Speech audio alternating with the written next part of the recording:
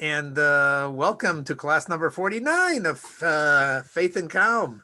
And what we're going to do today is I'm still living in Purim a little bit, and and we're supposed to connect. You're supposed to connect Purim to Pesach because it says Yismach Gula Lagula. Purim is considered the Hag of Geula, of redemption, and so is Pesach, but they both have different themes. So we're going to take a little bit of Purim into into the rest of the year.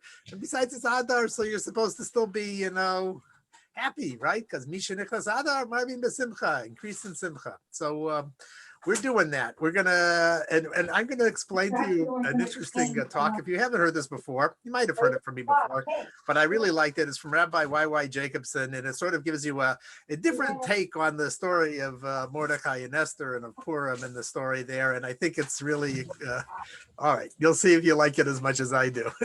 And the question is here.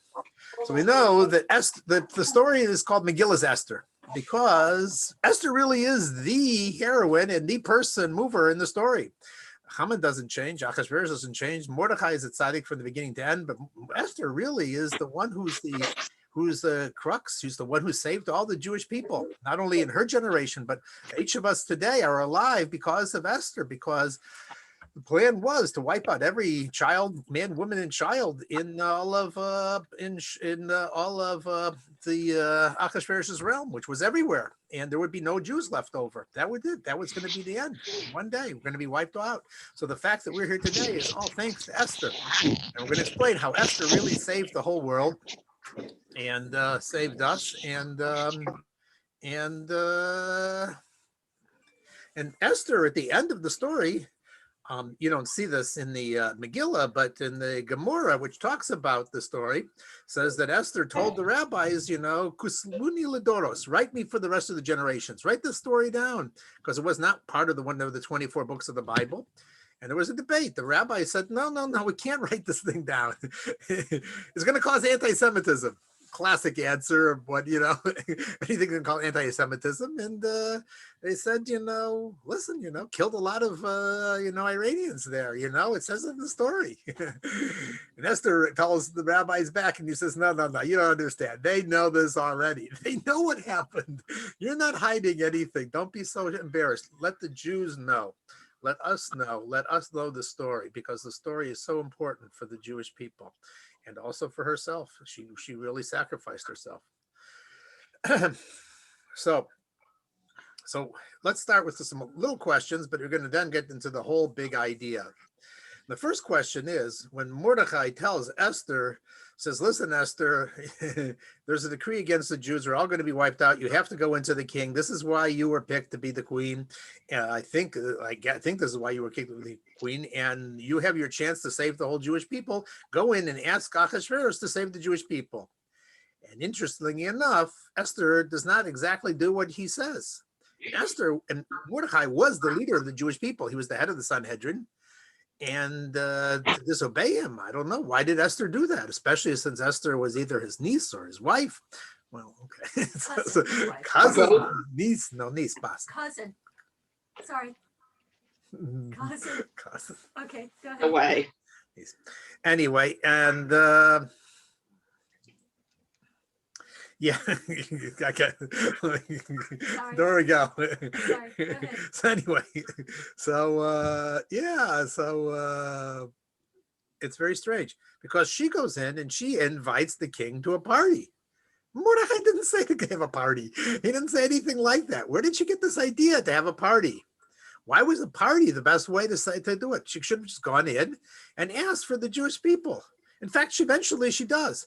Another strange thing is, why two parties? Did you ever think about this? I mean, it always seems very strange to me. Anybody have this question? It's way loud. Not sure who it is. That's Joan. I think it's Joan. Yeah. Okay. Why? Yeah. Why two parties? Why two parties? it made sense, here's, she has a party. She knows her husband. He likes parties. It makes sense, that he likes to drink and he's interested in intimate situations and so forth. Have a nice intimate party with him and ask him what you do. Is anything going to change at the second party? Did anything big change? Well, something did change, obviously. There was the whole story with Mordecai, Haman going in early in the morning and the king asking him if I want to enter a certain person and how would I do it? And Haman thinks, oh, of course, it's got to be me. Well, he has to go on the royal horse and wear the royal crown and be paraded through the streets and so forth. And so there was a big event that happened in between, but Esther didn't know that. And anyway, how would that actually help? How would that, even if she knew that was going to happen, how was that going to help make the request? So there's something that needs to be explained here. Why do parties and why that little request? And the entire story hinges on, as usual in Judaism, on just one word or one change of a word. Let me tell you what that word is and see if you can pick it out. So in the invitation, when Esther invites the king the first time to the party, she says, let the king and Haman, Hamelech v'Haman yavo lemishta asher asiti lo, to a party that I'm making for him. In other words, the first time she asked, she says, let the king and Haman come to a party that I'm going to be making for the king. But the second time she says, v'yeh hamelech v'Haman lemishta asher asa lechem, let the king and Haman come to a party that I'm making for them. Anybody hear the difference? Him and them. Him and them, exactly. Very good. The first time he says to him, for the king. The second time is for both of them. This little detail is a clue into everything going on in the story, and the whole character of who Achashverosh was, and who Haman was, and who Esther was. And it was a brilliant move by Esther. But first you have to understand something. Esther had to do a tremendous act of diplomacy. And diplomacy is a very difficult job. They once asked Henry Kissinger. Everybody here know who Henry Kissinger was? Of course. He is actually. He's still 97 years old. He's still alive. So Wow. yes, Henry Kissinger was once asked, what is diplomacy? And he was this famous guy, did shuttle diplomacy. So a reporter asked him, what is diplomacy? And Henry Kissinger explains, diplomacy is, let's say that I have to marry off Rockefeller's daughter to a Siberian peasant. How would you go about doing it? So the reporter says, it's impossible. And Kissinger says, impossible for you, but I'm a diplomat. I know how to do this. How would I do it? Well, first I would get on a plane and I would fly off to Siberia and I would go and find this guy. And I would tell him, hey, how would you like to marry an American girl? And the guy tells me, he says, listen, we have lots of nice Russian girls here. Why would I care to marry an American girl? And he says, you don't understand. He says, this girl is the daughter of Rockefeller and he's a billionaire. And he says, oh, in that case, it's a whole different story. Of course I would go and I would marry her. Okay, fine. Then he gets on a plane and then he flies to Switzerland. And he goes to a Swiss bank and he says, hey, I heard you're looking for a new president of the bank. They say, yes. He says, I got the perfect candidate. They say, who? Well, so he says, he's a Russian peasant from Siberia. And they go, are you nuts? Why are you suggesting that? He says, yeah, but also he happens to be Rockefeller's future son-in-law. They go, oh, in that case, it's a whole different story. So then he flies to New York and he goes and he finds Rockefeller and he tells Rockefeller, he says, listen, I've got a perfect daughter for you, perfect husband for your daughter. He says, yeah, tell me about him. He says, well, he's a Siberian peasant. And he says, why would I want a Siberian peasant to marry my daughter? He says, because he's also the head of a very big Swiss bank. Rockefeller says, sounds great. Let's talk to my daughter. So they go to the daughter and they say, listen, we got a perfect guy. I know you've been looking for a husband for a long time. We finally found somebody. She says, don't tell me he's a banker. I really hate bankers. They're all false and empty and vain. And I really don't want anybody like that. They say, yeah, but you know what? you know what she says she wants? I want somebody down to earth, a man of the earth, a real person, and so forth. They said, we got you. He happens to be a Siberian peasant and a banker. This is perfect. That's some shidduch.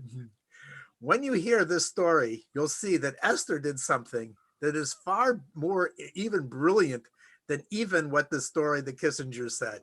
It's an amazing story. But to understand the story, you got to understand a couple things. First off, we have to do a little bit of psychological analysis on who was Achashverosh. So Achashverosh, the Gemara says a very interesting thing about him. He was a bright man. He was a big man. He was an important person, but they say something else about him. Which basically in English translates as he was spineless. He was always changing his mind from one thing to the other. First, he wants to kill all the Jews. Then he wants to save all the Jews. They say about Achashverosh that he killed his wife because of the advice of his best friend. And then he killed his best friend because of his wife, meaning he killed Vashti, his wife, because Haman gave him the advice. And then he killed Haman because Esther, his wife, gave him the advice. This is Achashverosh. Achashverosh was, he was constantly insecure and he was paranoid to the hilt. Let me explain to it a little bit clearer. You'll see from the story. So you look at the story, and at the very beginning of the whole Megillah, what does it say? That Achashverosh threw a party, and he threw a party for 180 days. Now that's a real party animal. I mean, a lot of college kids can do 180 days. He wanted everybody to come and everybody to show off all the things that he has in his palace, his gold and his couches and his hangings and his, and the food and everything else. And this is now Jews have to read this every year so they know how to make the ultimate bar mitzvah for a wedding celebration. Because is it really that important that we know every detail about how he did the party for 180 days?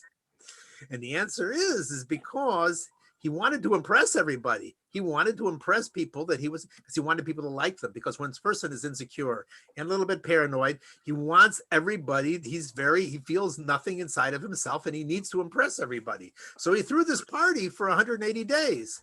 And then what happens? So then he asked Vashti to come and also show off. I got this great girl. She was the great granddaughter of Nebuchadnezzar and so forth. She's a queen. I want her to come in the crown and wearing nothing else and dance on the table. And she refuses. And she sends a message to him. And she says, you lowlife, you were a stable boy for my father, and so forth. I am descendant of royalty, and so forth. And he gets furious. Why does he get furious? Because when a person is insecure, that's the worst thing you can do to them is tell them, that you're a nobody and I'm a somebody. So he's furious. And then Haman comes and Haman says, it's not only an insult to the king.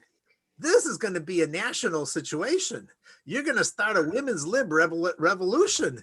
And all the men are going to be furious at you because all the men are going to be thought like, doormats and so forth, because the wives will just run over them because because she disagrees with you. So now Achashverosh is doubly worried because he was trying to impress everybody and he's going to find out now that everybody's going to hate him.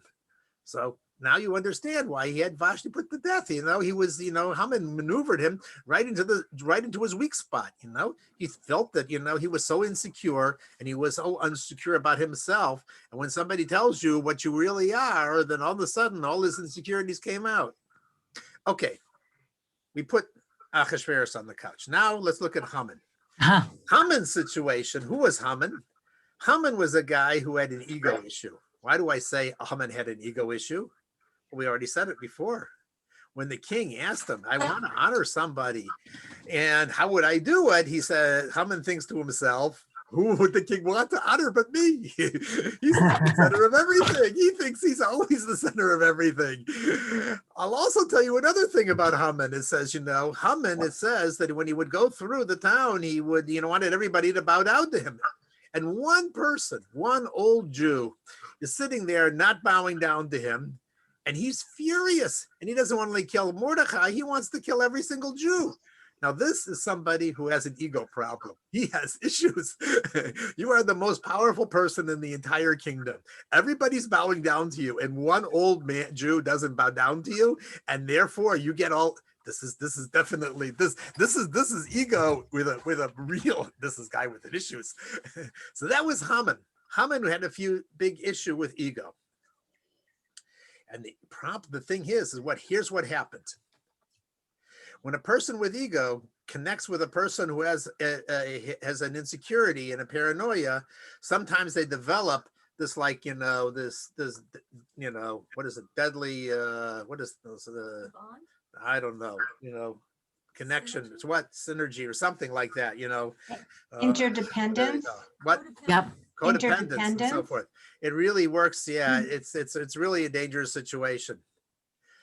Haman did exactly that. Why do I say that? Haman actually played on Ahasuerus's for power. He played on Ahasuerus's insecurity. Why do I say that? Because it says that right after Vashti was killed, Haman became a big shot. How did that happen? Haman basically would told the king, he said, listen, there are all these plots against you. And I'm going to help, and if you don't, and you got to protect yourself. And so Haman became the protector of Ahasuerus. Where does we also see this? This comes from Rabbi Soloveitchik. He says, we saw this in a recent story, exactly the same sort of thing.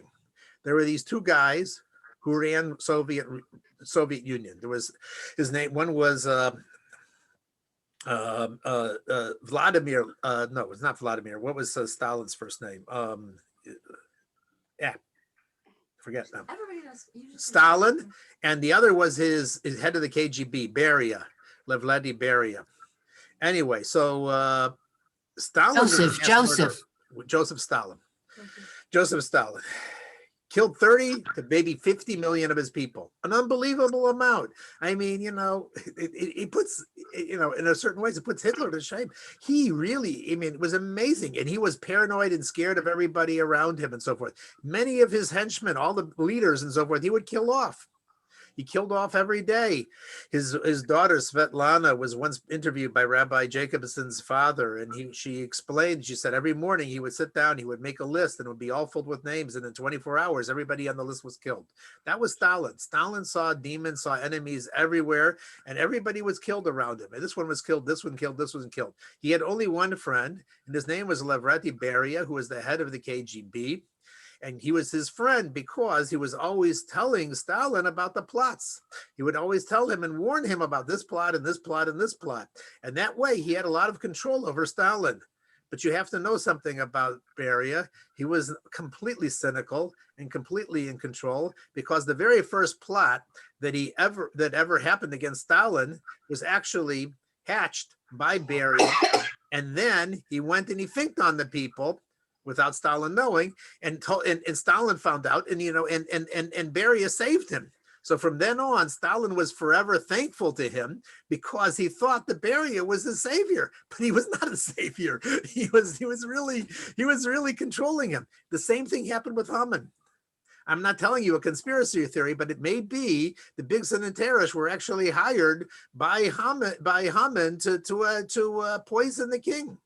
And this helps you understand a little bit about what was going on in the palace at that time. It says that Esther says, I can't go into the king, because anybody who goes in the king without being asked to come in is going to be killed. And the reason is because the king was so frightened about all these plots against him that even Esther couldn't go in. She was afraid, because there was this security system around the king, and if anybody came in without being asked, they could be killed. And this is also why Haman had such an easy time convincing the king to kill all the Jews. What does he say? He says, you know what? Yesh am echad mefuzar umefurad beina amim medatzeisim lo lecham. That there's a certain people, and they're one people, and they're all united together. And they're scattered everywhere. They're everywhere. They're all over the palace. They're everywhere. And this is a fifth column. And you can't trust them, because they don't follow your laws. They follow their own rules. And the king saw this as a tremendous danger. A united people, all social network together, all Zooming together, spread all over the whole Boston area, and yet they're all they're all marching to a different drummer. And this is really dangerous. And so, yeah, the king agreed, the king agreed that, this is really dangerous. So now you sort of get the relationship between the two. Haman is feeding plots and plans and conspiracy theories to the king, and the king is very insecure and he's eating them up. In comes Esther. And what's Esther supposed to do? So now Esther sees she has a real problem. She has to come up with some sort of answer to save the Jews. And she has to do something much smarter and much more difficult than marrying off a Siberian peasant to Rockefeller's daughter. Because she's got a king and he's paranoid and the Jewish people are on the line. And if she goes in to the king and says that she's Jewish and Haman's trying to kill her and her people, what's the king going to do? Well, you have to understand something Esther knew perfectly well about paranoid, delusional people. And that is that they're not thinking rationally. They're living in some sort of fantasy land. And if she goes in and she starts telling him, that she's Jewish and so forth, he's going to say, whoa, I didn't know that. Now I've got an enemy right here in the palace with me, another Jew. They're everywhere. I mean, you don't know where he's going to go with this idea and so forth. So she couldn't go the direct route. She couldn't go around the side route. She had to come up with some sort of plan, some sort of a plot, some sort of a way to change the situation, because between Haman and his plot, in his bringing up all these plots and the king, it was impossible. So that she came up with this idea that I have to do something. Because, by the way, I'll tell you about Stalin.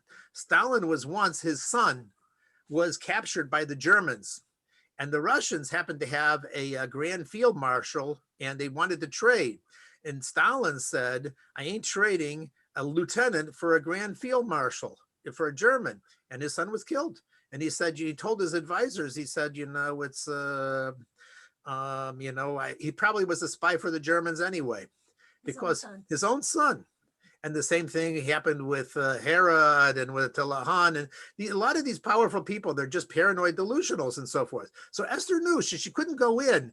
She knew her husband very well. And she knew that, the people like that, you have to figure out some way to get around them. So she said, somehow I have to play Haman against Achashverosh. I have to use the weakness of Haman, his big ego, against my husband's paranoia. So she came up with this wonderful plot. And this is where I said at the beginning, what she said. The first time she goes in and she invites the king, she says, let the king and Haman come to a party that I'm making for them. So when Achashverosh said this, he said, that's very nice. For our 50th anniversary, we're going to go out, have a nice, quiet drinking and dinner and so forth, and I'll have, and what turned on Achashverosh. He thought they were very nice, a nice private meeting. But then he's wondering, what is this guy, this third wheel coming along? What's Haman doing there? I mean, what's our bank accountant coming to the party for and so forth? What is he doing there? So she thought that's strange, but you know what? Maybe Haman is our friend. She didn't, he didn't suspect anything yet, but he thought it's a little strange. So there they are. They're sitting at the party, and the king says, Esther, now tell me, what do you want? And she says, let the king and Haman come to a party that I'm making for them. Haman heard this. Because there's one thing about paranoid, delusional people. They hear every little thing. When you're scared and you're walking down a dark alley and all of a sudden you hear a rustle behind you, you think of all sorts of scary things that it could be. So when you're paranoid, the tiniest little things just set you off. It's very difficult to be married to such a person. Insecurity is one of the hardest things to have in a marriage, if you're not secure in yourself. So insecurity is a very dangerous thing. So just little thing, he hears it. He hears the difference. And he says, wait a second, what a Freudian slip. The first time it was a party for me and you guys were supporting. Now it's a party and Haman, it's for me and Haman. What is going on here? There's something I don't like. Is Esther and Haman having a relationship? Has Haman got a crush on Esther? Does Esther have a crush on Haman? Or maybe Haman has got some sort of power over Esther and he's trying to kill her just like he had Vashti killed. Or maybe they're in cahoots against me. He didn't know exactly what it was. And Esther really wasn't trying to do anything except trigger his paranoia. And that's exactly what she did. His mind was now racing. So when it says that night, the king couldn't sleep, the answer is, of course, he couldn't sleep. Esther had gotten to him. His mind was racing the whole night long. His mind was going. He was switching to every single channel surfing, looking at this channel, this channel. He went on every single website. He started commenting on all the blogs and slandering everybody the entire night long. He was busy. His mind was racing, thinking about all the different kind of plots and what was going on. And that's exactly what Esther wanted to do. The rabbis in the Gemara say that Ahasuerus was thinking, and he's thinking to himself, and he's saying, how come I don't know that there's some plot against me? Why didn't anybody tell me? And he thought to himself, maybe somebody did something good for me and I didn't repay them. And now nobody wants to help me because they think they're not going to get repaid. So when he heard that Mordecai had saved his life and he didn't get repaid, I goes, that must be the problem. I'm not paying back the people who are my real friends. So now it's all fitting together. All the little pieces are all connecting together. So when the next morning, when Haman came in, you can see Ahasuerus was really on pins and needles. He hadn't slept all night. Haman comes in and he's testing him, and Haman is showing off his ego all the time. Now, the problem with Haman was that, as we said, Haman had a big ego, and Esther played on that. She complimented him. She invited him. In fact, it says when Haman went home that night, he went home happy. It doesn't say anywhere else in the Megillah that he was happy. This was the first time he felt like me and the queen and the king are all together. I know I had the king wrapped around my fingers, but now I even have Esther wrapped around my fingers. And he goes home to his wife, Zeresh, and he says, I've never been so happy before in my life. And she says, what happened? He says, well, I was there with the king and the queen. This was sucking him in. And he couldn't resist, but he should have resisted, because he should have been hearing, Haman, get out of there. You're getting too close in a situation that you shouldn't be in. You don't belong in that situation, and you're going to make the king suspicious. The rabbis in the Gemara and Sanhedrin say, never get in between a lion and a lioness when they're being intimate. And that was the problem with Haman. He was pushing himself into a place he didn't belong. And the more he pushed himself in, the more trouble he was getting himself into. This was the brilliance of Esther. She was playing Haman's ego right in and making the king more and more suspicious, because he kept pushing himself into a place he didn't belong. And the king was getting more and more suspicious. So the next day at the party, she was ready. And so when she says, there's a man, Russia, who wants to kill us all off, me and my people, Haman, the king was ready for this, He was suspicious to the hilt. And then, of course, when Haman fell on the couch where Esther was on top of her, and he walks in and he says, at Malki, eating babayit, I am in the house, here I am, and he's trying to overpower my wife. And of course, that was the end of Haman. And so you see the brilliance of Esther. Esther did something that, like Kissinger couldn't have thought of, and so forth. She had played these two people together brilliantly. She couldn't have done it directly. She had to use the psychological tricks to bring those two together. So we have Esther to thank a lot, because Esther was a brilliant lady, and she saved the entire world. And we think that we can't do it too, but the truth of the matter is, you don't know what little things that we're doing each day, the little acts that we do and so forth, are also bringing that kind of salvation. And it's not necessarily in a direct way. It's the tiny little things sometimes that we do that actually do this. And so this Megillah story is a lesson for all of us. And Esther said, write this down for all generations, because I want to show, how every single Jewish woman, the power of a Jewish woman, she may not be the king, she might be the queen, she may not be in power and stuff like that, but there's a power there, and that you can unleash that power, and this kind of story, this kind of thing, changes everything for all life and for everyone.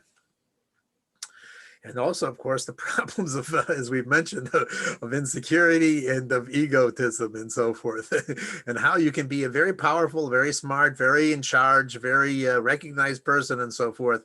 But, it's the weaknesses that, really tell, and that certainly the weaknesses. So I'll throw the floor open for questions for about 2 or 3 minutes, and then we'll change it over to my wife, who has something else to say to us. Let's see, unmute all. You have to see everybody. You have to go hit the arrow. Yeah. No, not that arrow. This arrow. See if anybody has their. If anybody wants. Anyone wants to know? I don't think so. Okay. Oh, Yechezkel Shimon, Yeah. I have a question. When did Achashverosh find out that she was Jewish? So was that the first time when she said, "My people"? She said Second party. she said at the second party, she announced, she says that that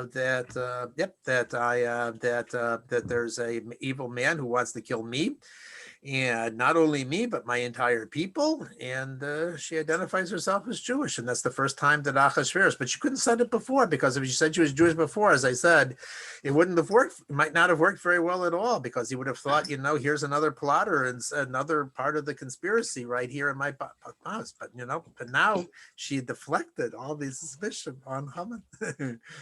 So, yeah. So he accepted it. Okay, and oh, I'm sorry, I had another question, but I can't think of it right now. That's okay. Thank you. Okay. Oh, wait a minute. No, sorry, I can't remember. Okay. Okay. All right, I'm going to turn over the camera. Thank Thank you. you so much.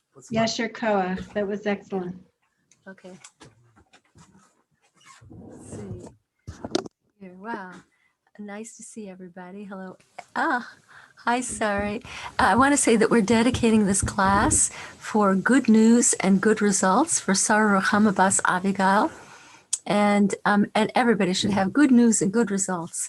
And it's so nice to see everybody here. And okay, good. So I'll begin the way I always begin, which is to say that we are in an extraordinary time, and everybody's known this since last year, but it's been going on for a while. And we're in an extraordinary time because we are in the Sorry. shall I mute? We are in just a second. We are in the unfolding of the redemption. The Lubavitcher Rebbe, who made many, many, many public pronouncements, none of which, all of which have proven true. Told us in 1992 that the redemption is starting to unfold, and we know that you and I, were handpicked to be in this major changeover because we have a role to play. We're not picked here to be bystanders. We were picked to play a major role, and Hashem gives us every single piece of equipment that we need. He gives us the inspiration. He gives us the ideas. He gives us the leaders. He gives us the Torah. He gives us everything we need. And just like he gave Esther everything she needed to be brilliant. He made her brilliant. She needed to be pretty. He made her pretty. Everything she needed to pull off one of the most amazing coups in history, he gave it to her. And he's giving it to us for this pivotal time. And the last point I'd like to make is that even tonight, we are changing human history by learning about Mashiach and Geula, because the Rebbe told us that the fastest way to speed up the process is by learning about Geula, by learning about redemption. So I like to review a tiny bit from the last session, and I just want to say that we learned, we heard last week that one of Esther's sources of strength, it's an interesting source, and it is, people have a power of speech. Esther had a power of not speaking. Esther she didn't let her secret out for years. She was in the palace for years and years and years, and she didn't tell anybody that she was Jewish. And so that when she told, it was that much more powerful. And it's actually an amazing thing. We think that power is created by what we say, but power is also tremendously created by what we don't say. And not only bad stuff not to say, but even the unnecessary. If you don't say the unnecessary, you are stockpiling power. And I told you last week about an incident that happened to me, and I was burning to say something. And then I decided not to say it. And I felt like a very powerful person afterwards. It was amazing. You know, even if it's going to make you sound clever, it's going to make you sound funny, it's going to make you sound all these things. If it doesn't have to be said, there's a virtue in not saying it. And we also discussed last week, that a major path to faith and calm is an outward focus, meaning not concentrating on what am I getting, what am I not getting, who likes me, who doesn't like me. That's a path to Gehenna. That's a path to straight to the pits. However, if you know, this is the most powerful sentence I ever I came up with it for myself when I was in difficult situation with my parents and infertility and everything going on at once. And that statement is, what is my mission now? What is my job now? It is the most powerful statement that a person can make to themselves, because when you know what it is that you have to do, it doesn't matter what's going on in the world. It barely even matters what's going on with you. When you know what you have to do, it is such a source of strength and focus. So Esther had that source of strength and focus, and I alluded to it last week, but I don't know if I made the point clearly enough, that Esther, when she was in the palace those many long years, she probably never dreamed that one day she would be considered the biggest heroine in Jewish history.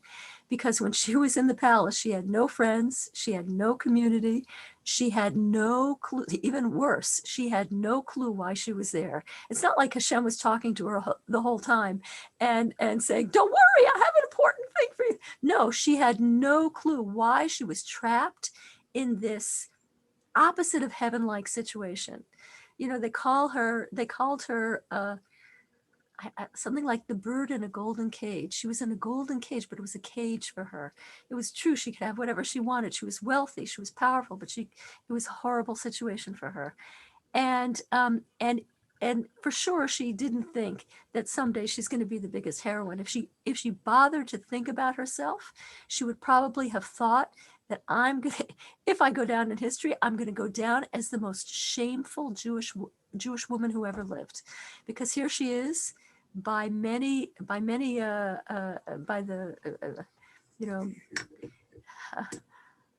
many opinions, she was married to Mordecai. That means she was married to Mordecai and living with a very, very corrupted king who was not Jewish. And so she thought, I'm going to go down. She probably thought, I'm going to go down as the most shameful Jewish woman in history. So the point is, and Haskell Schumann just made it, that many of us don't know why at different times in life, we don't know why we're in a situation that we're in. And we think that we're a small fry. And the point is that you never know what history is going to think of you. You never know what your own struggles to do the right thing in the moment, how they're going to be viewed in a historical way, in hindsight, and how extraordinarily precious every tiny struggle that you have is to Hashem, and how it's recorded and how it's going to be viewed, and that you are not a small fry. And every single thing we do is monumental. So I'm not going to talk for a long time tonight. I'm just going to tell a story. And because it's already late, I'm going to tell a story, and then maybe we can talk about it a little. This happens to be one of my favorite Rebbe stories. I've heard it. I first read it, maybe a couple of decades ago. It came out it was printed in this man, he wrote it and he put his name in it, and he put it into, there's a major Jewish publication called the Jewish Press in New York. It's a weekly newspaper. It circulates largely to the Orthodox world. And this guy wrote his story in March 1997. His name is Jeremy Jordan. And he said that the story happened in 1995, 2 years earlier. He happened to be, this Jeremy Jordan, he had to have extensive surgery. He had a major surgical operation, and then they sent him home. And after a while, when he was home, he developed a terrible infection in the place where he had the surgery. And he had to have a second extensive surgery. But his doctor at that point wasn't in town anymore. I don't know if he was on vacation or what, but he wasn't available. So they assigned him a new doctor. And he went to the hospital. They put him, they gave him anesthesia. They put him into they brought him into the operating room. And when he's in the operating room, and they're operating on him, he comes out of the anesthesia, and he's laying on the table, and he looks up at the ceiling, and he sees, this is 1997, the 1995, he sees a vision of the Lubavitcher Rebbe, like on the ceiling. He sees a vision of the Lubavitcher Rebbe, and the Lubavitcher Rebbe is telling him, I need you to give a message to Dr. S. That he didn't give the full name of the doctor. I need you to give a message to Dr. S.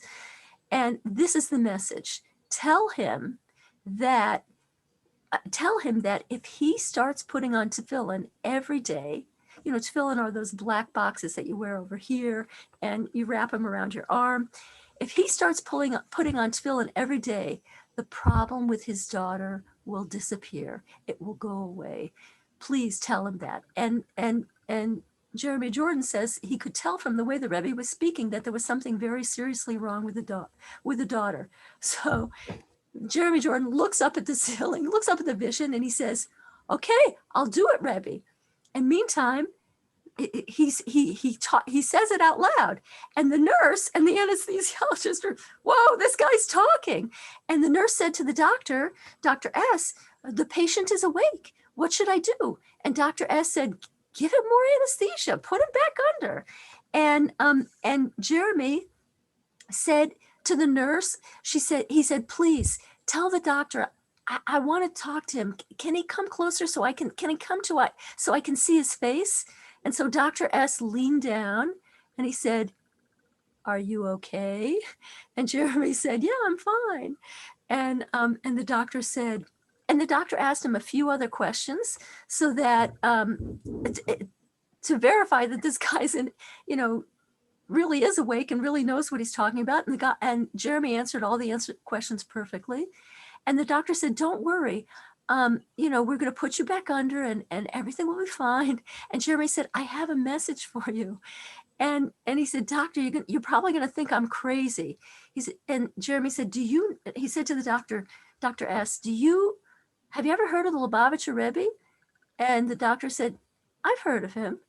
And Jeremy said, this is 1995, a year after the Rebbe was buried, and the Rebbe's body was buried.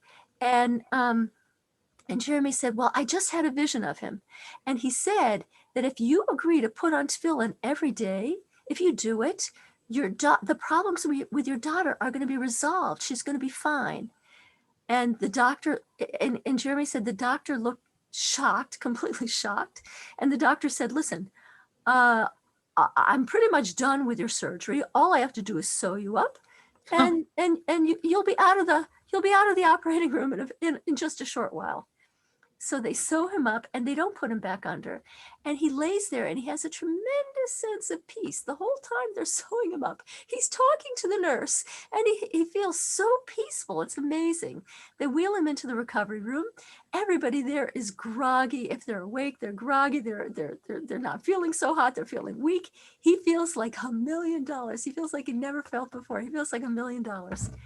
After a short while, Dr. S comes to where his stretcher is, and he pulls the curtain all the way around.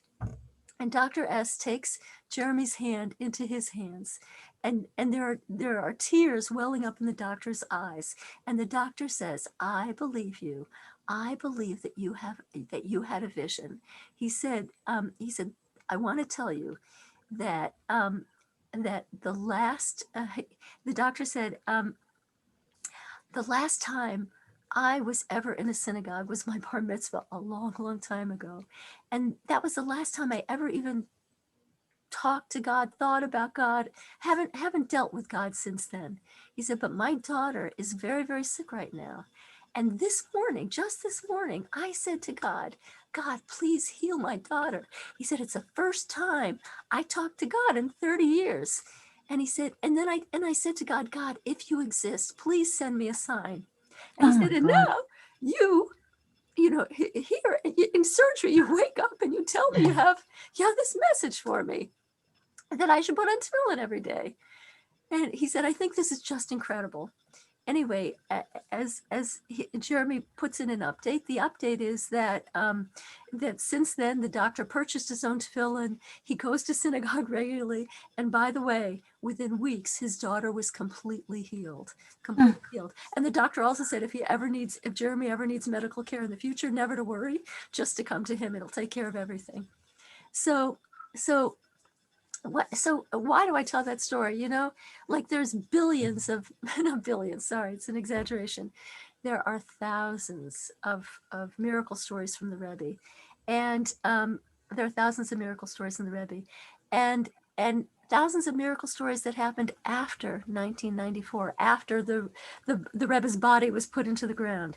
And I told you before that the Rebbe told us in 1992, in the last Sichas, you know, the Rebbe wasn't sick. He was fine. He was 92. He was fine in 1992.